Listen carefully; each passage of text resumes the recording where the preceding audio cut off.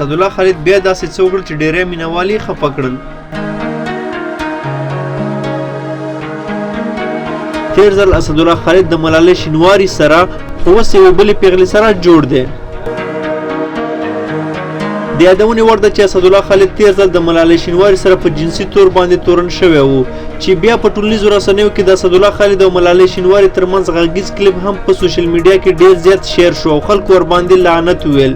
اوس چې وسلوالو سره په جګړه کې د افغان ځواکونو ډېری ځوانان شهیدان شول نو په ټولنیزو رسنیو کې هېوادوالو غبرګونونه وښودل او د اسدالله خالد دا خبره یې رشخند کړه چې هغې په یوې اعلامیه کې ویلي و چې سر یې وهو او سنګر ورنه نیسو. افغانان بیا د دې په ځواب کې ورته وایي چې تا خو ورنه نه سر وهو او نه دې هم ورنه سنګر ونیو. یو څو مدني فعالان بیا وایي چې اسدالله خالد هره شپه د منیري یوسفزاده سره په کور کې پروت وي چې دا خبره به څومره سمه وي دا به وخت ثابته کړي.